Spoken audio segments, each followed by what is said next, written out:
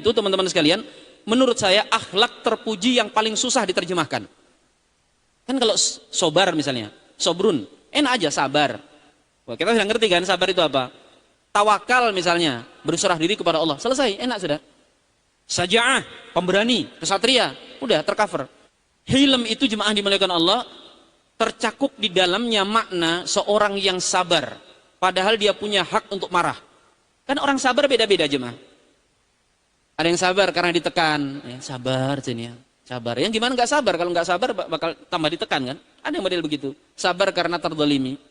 Tapi sabarnya orang hilm, dia sebenarnya punya kekuatan untuk membalas. Tapi dia memilih untuk menahan diri. Itu hilm. Orang yang sebenarnya bisa membalas, bisa menumpahkan kemarahannya. Tapi dia lebih memilih untuk memaafkan. Dan orang memaafkan juga macam-macam ya. Ada orang memaafkan karena nggak punya pilihan. Kalau dia marah-marah juga, masalah nggak selesai. Akhirnya udahlah, maafin aja kan gitu ya. Diridhoin aja gitu.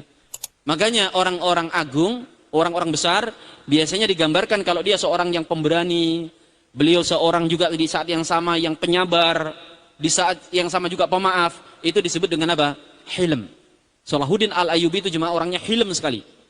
Ya, tokoh-tokoh besar itu rata-rata gitu. Termasuk di kata hilm itu orang hilm. Orang hilm itu nggak suka ngurusi hal-hal kecil. Bukan berarti nggak mau detail, bukan begitu. Artinya kesalahan orang yang kira-kira bisa disederhanakan dia nggak akan ingat-ingat. Bahasa agamanya tagoful. Orang hilm itu nggak suka dengar-dengar isu-isu. Ah ini kabarnya, udah itu nggak ada urusan dengan saya.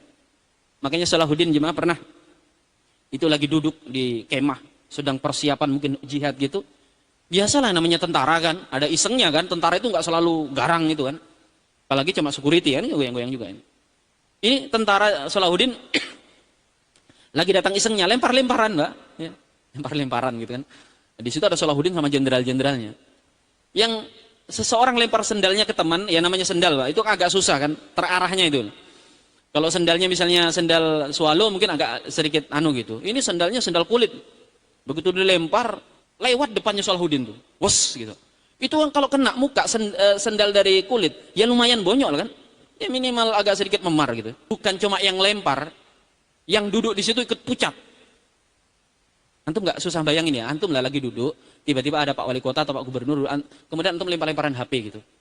Pas ngelempar HP iPhone 16 gitu. Bludak di sampingnya. Itu kira-kira gimana perasaan antum? Itu Salahuddin. Dia begitu lewat di sebelah, beliau tahu dan orang-orang juga tahu kalau Salahuddin tahu.